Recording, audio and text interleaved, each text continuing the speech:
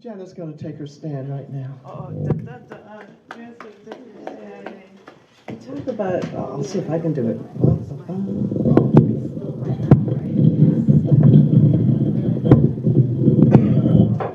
oh, Brute force. She got it. Brute force. I'm like, I'll just, big, strong.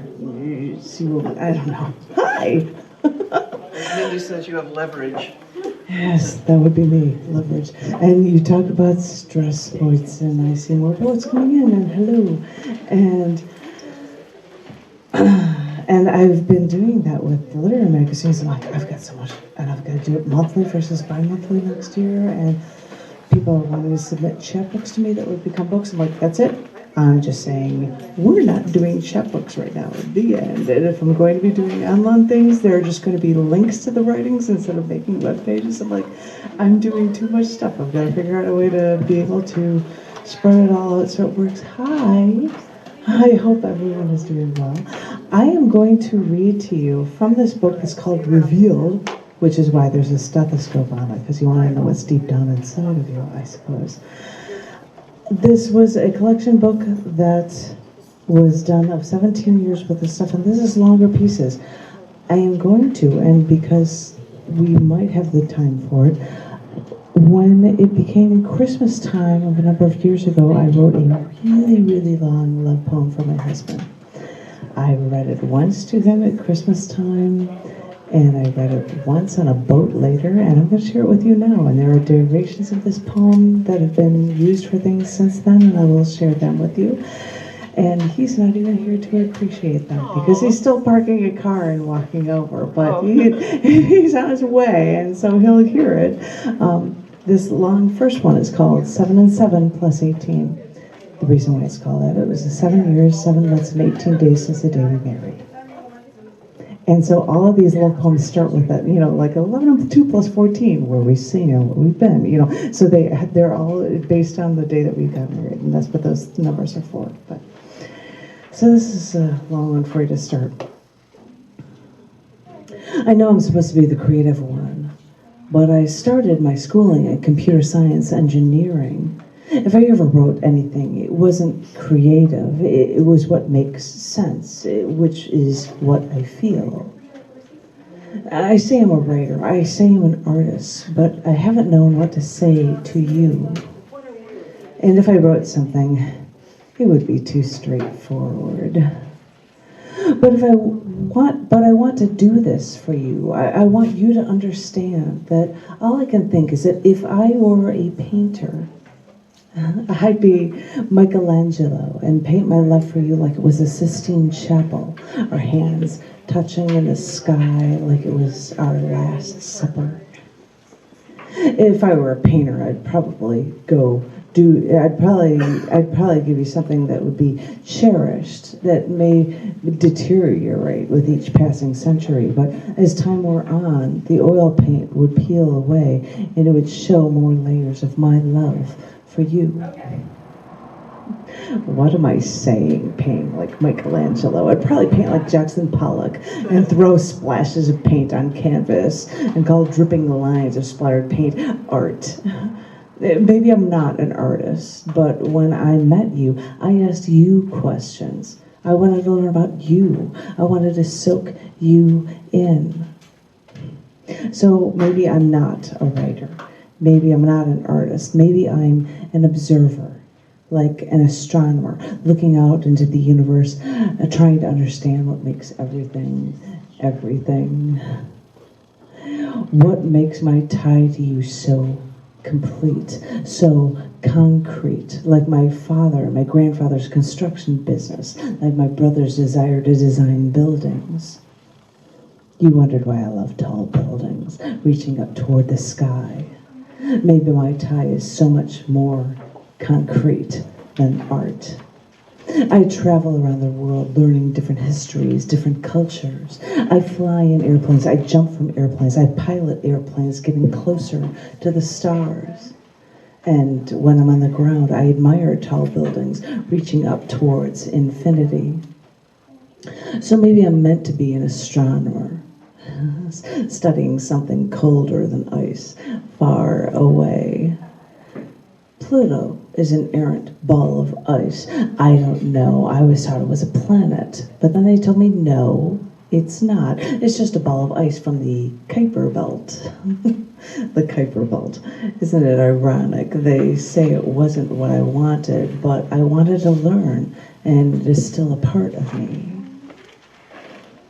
We went outside at night in Fairhope to see the intricate quilt of stars in the sky, and lying on the grass, the stars over us, blanketing us, smothering me in my love for you.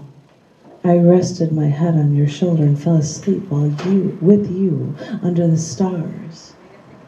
Molecule by molecule, we originate from stars, and the stars were our blanket as a deer came walking feet away from us, not afraid.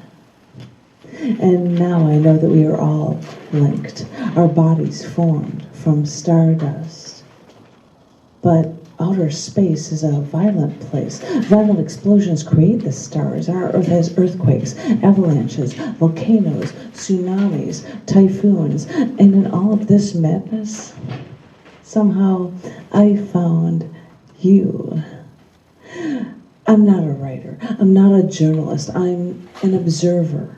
And I came to you asking questions and somehow broke your hardened shell.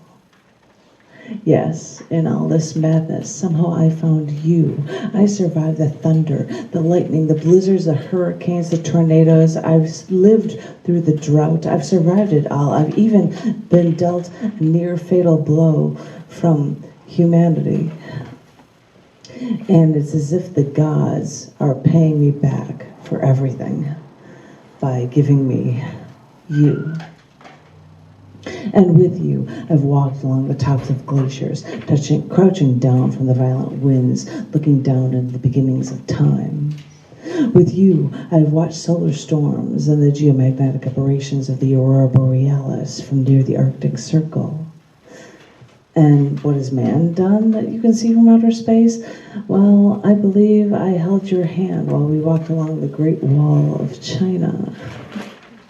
As I said before, I'm only an observer, but now I can't imagine seeing the world without you. And with these observations, I thee wed, because I'll never let you go. I heard a country song about a man who died and was watching his love from above. And I thought that if one of us left this earth, would they watch from above and wait till we were together again? Once our spirits found each other, I wonder if our spirits would hold hands the way we always do when we're together, making sure we don't let each other go. I've seen galaxies collide. I've seen comets smash into planets. I've seen supernova and the death of stars, and all of that, I still found you. As I said, I'm only an observer, but I found what I've been looking for.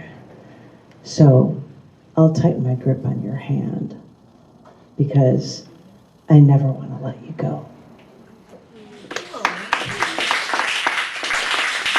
That was long, just as the love of my life came in for the end of the poem. Yeah. Is it okay if I do two short ones? There was a long one. Is that okay? Just, they're similarly themed. Because this one says observations 9 and 6. The 9 and 6 relate to when we were married. This is observations 9 and 6. I know, thank you, John. I know I'm supposed to be the creative one, but I started my schooling in computer science engineering, and if I ever write anything, it's not creative. It's what makes sense, which is what I feel. I fly in airplanes, I jump from airplanes, I pilot airplanes trying to get closer to the stars. And as I said, maybe I'm not a writer. Maybe I'm an observer, an astronomer, looking out past the Kuiper Belt, trying to understand what makes everything, everything. I have walked on the tops of glaciers, crouching down from the violent winds, looking down in the beginnings of time.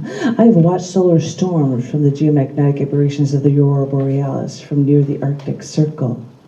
I may have even bought some potato vodka in Russia or been there to hold your hand walking on the Great Wall of China.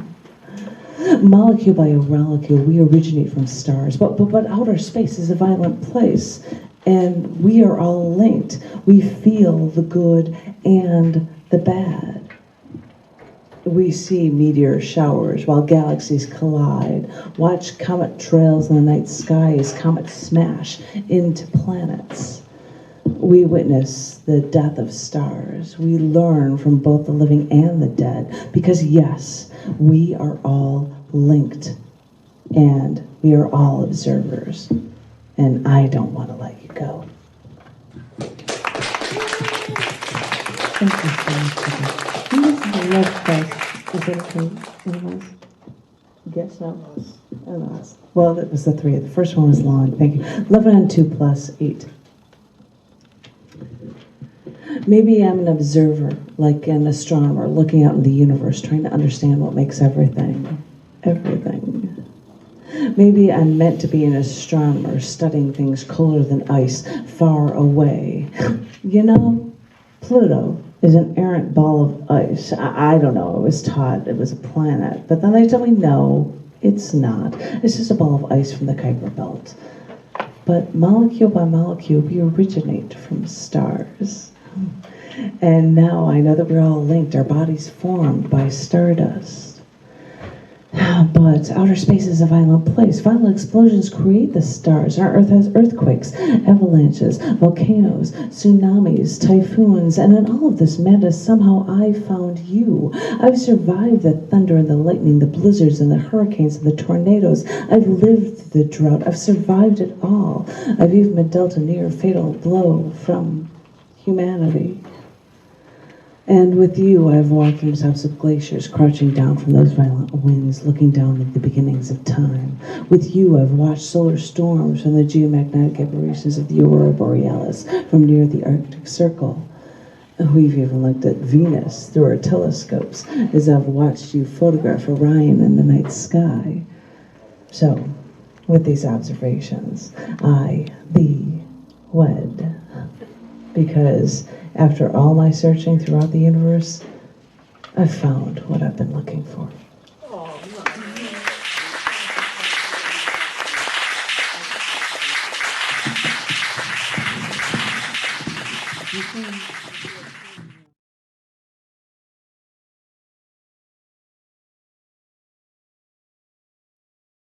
Kuypers! Straight from my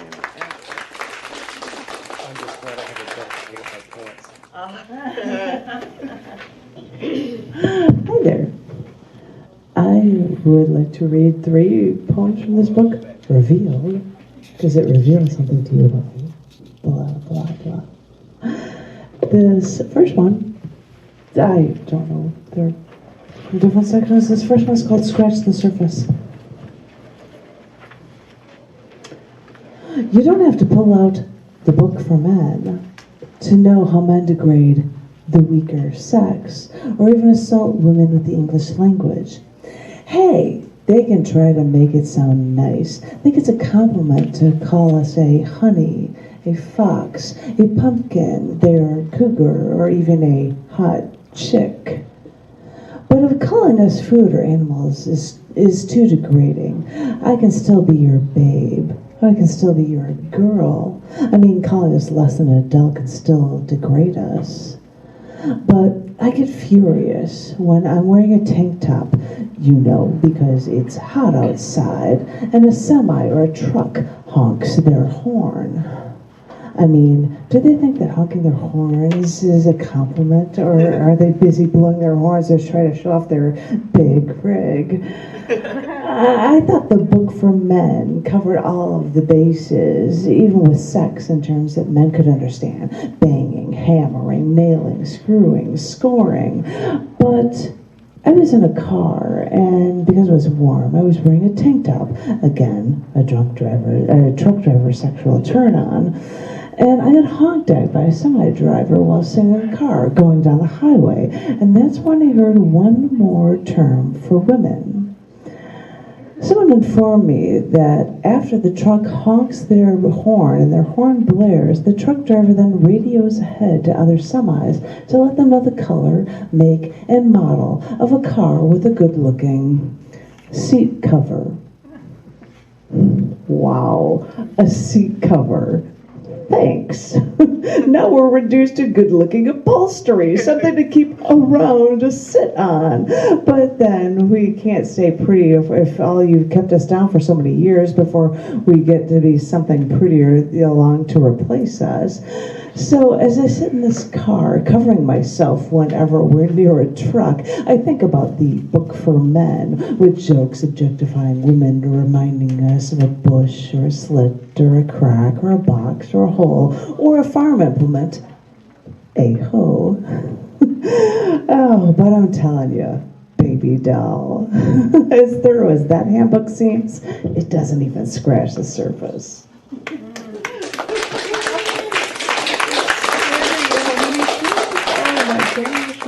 It's crazy. And I'm putting one that is more melodramatic in the middle.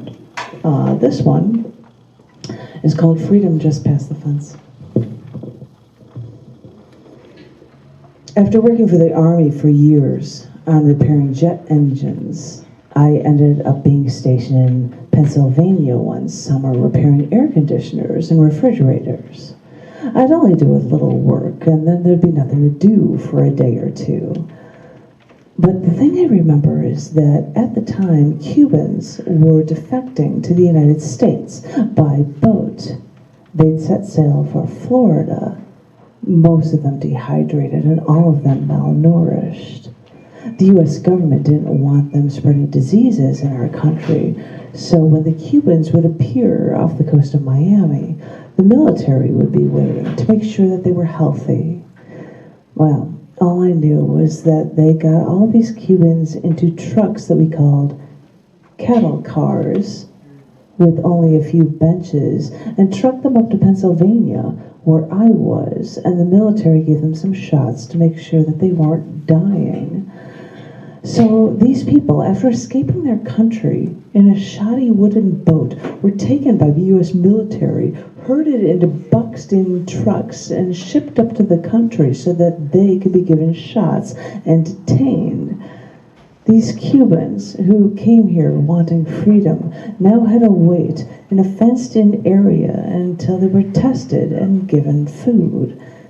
And it was my job to make sure that their fridge and air conditioners were working. So I sat there for a day or two at a time, drinking cans of beer and looking out my window. I had a view of the razor wire fence, and all I remember was seeing all of these Cubans leaning on the chain link fence, wondering if this is what it was like to be free, holding onto the metal, looking out at what they were sure was freedom. Put the maybe random. This one is called Taking Over the Controls. One of the times I went to D.C., I was taking a friend there to see the town because this 5'6" woman was about to go into surgery to remove a cyst in one of her ovaries the size of a softball. Well, a friend was driving us to O'Hare Airport, but before we got on the road, I picked up a small Domino's pizza, and as we started driving along the Kennedy, we agreed that the best bite of any slice of pizza was always that center point bite. So we agreed right then and there to eat all the center bites of this one triangle of pizza before we were to go on eat more pizza before our flight. We'll just go through it. Why not, right? And, another time I was flying to New Orleans on a business trip, and one coworker was scheduled to fly with me. Now, this coworker was cute as a button, this girl from Kentucky, and she was a riot to hang around with, and she was deadly afraid of flying. And I knew her fear, And so I thought, and this was back before 9/11, where you could bring water or soda or anything into an airport with no problem. I brought a 32-ounce plastic cup from a fast food joint that was filled with hot chocolate and peppermint schnapps. She said she was afraid, so I said, enjoy some drink before we get on the plane. This thing along. And she ordered beers on the plane, and as I knew that we were landing, I started telling her jokes and keeping her all enthralled until I finally told her, hey, we landed, and she made it, and everything was okay. I'm used to flying in airplanes for big events, even if the events were actually flying in an airplane. Right before New Year's in Southwest Florida, getting trained, photographing the view from up above before I actually took over the controls. Or being up in a plane in Longmont, Colorado with no side door and a parachute strapped to my back until somebody said, okay, we're up 12,500 feet. Now it's time for you to start moving. And you waddle to the open door, hold on to that fast-moving airplane for a second for dear life, and then let go.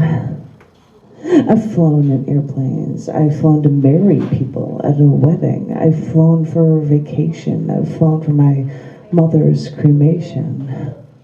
It's amazing that sometimes a trip can be a story, but wait for the flight to land, because that's when the story can really begin.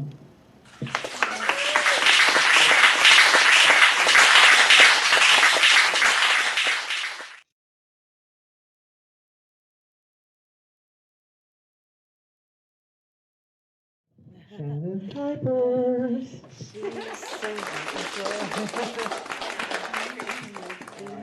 The last thing I do is bring people at peace. Hi there. I don't know how to sing it up for the rhyme. I thought I would read to you a few pieces from the book Revealed, this collection book of poetry over 17 years? What? That sounds crazy. But a few days ago, I performed as a finale feature in the Texas Night Sky Festival. They asked me to come in and do some poems, and I was like, oh, thank you very much. That made me happy. And one of the pieces I did was an edited version of one of these poems, so I will share it with you and go on an astronomy theme. This is called Universe, Now in Color. So I heard the NASA artist-in-residence talk about the images we see from Hubble. And I've seen these telescope photos, these colors from galaxy clusters and nebulas are mind-boggling. But they explain that when the images come in, they are all digital. A series of ones, a series of zeros, and there's no color in the images at all. I mean, astronomers describe outer space as an amazingly vast black void.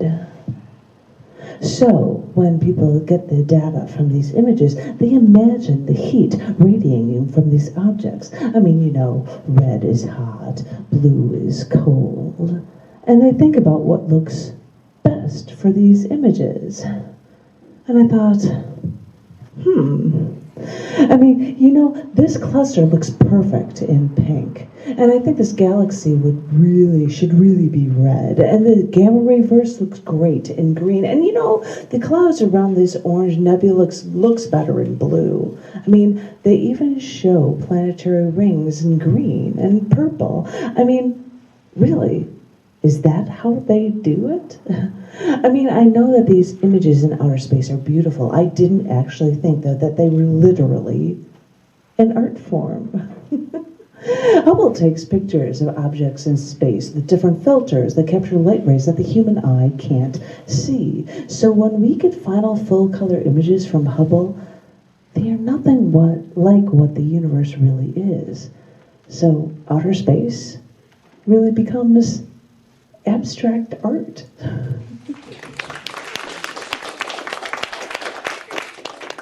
It's a crazy concept if you think about it, right? This one is called Beauty in the Eyes of Einstein. I heard NASA scientists say that Einstein dismissed some of his theories, even some theories we may know all too well. But Einstein didn't like some of his theories because he thought they weren't beautiful.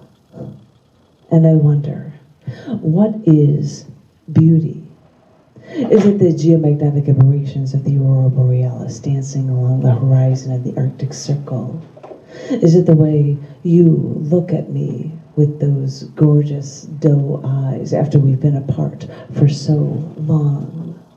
Is it the scattered collisions from Comet Shoemaker leaving 9 into the planet Jupiter? Is it what I feel when your arms are finally around me and I don't want to open my eyes and I never want to let go?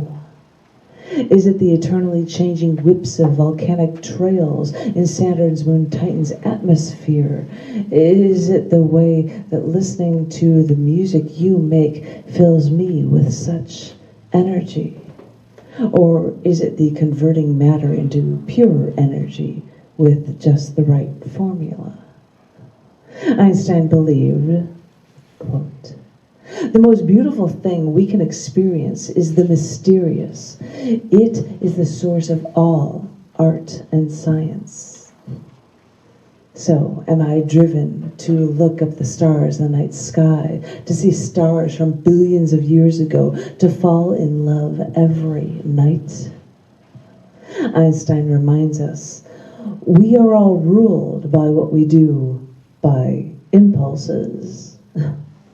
So is it how on impulse I move a bit closer to you so I can feel the heat from your body so close to mine?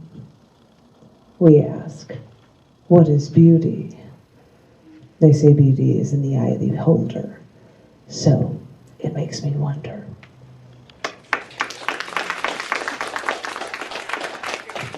Thank you. I love it when readers are here. This one is Love Affair with the Moon, 2012. How do we understand this love for what we see in the night sky? I think everyone loves the moon, and I think everyone was transfixed to their televisions or radios when we heard that first one small step for man, that one giant leap for mankind. Scientists at NASA during the Cold War considered setting off nuclear bombs on the dark side of the moon because, you see, no one sees that side of the moon. And it would all be a safe distance from us on Earth. But what would that do to our weather or our orbits? The earthquakes that caused the devastating tsunami in Asia slowed the rotation of this planet for a full second. And they say committing nuclear atrocities on the moon is a safe distance for us on Earth. Our calendars have leap years because we can't get the time right. In a few months, we even have to add seconds to a day to adjust our calendar to the slowing of the Earth's rotation. Astronomers now estimate that because of gravity's change, the moon every year is almost 1.5 inches farther away from the Earth. So if you remember the moon looking so big when you looked at it in the night sky when you were little, well, you may have been right. Astronomy is like a forbidden love affair, something whose constancy can give you hope, even when you're only standing outside in the night sky looking up at its perennial beauty. It is something one person may never actually touch, but it is something we can always, like star-crossed lovers, admire from afar. Thank you.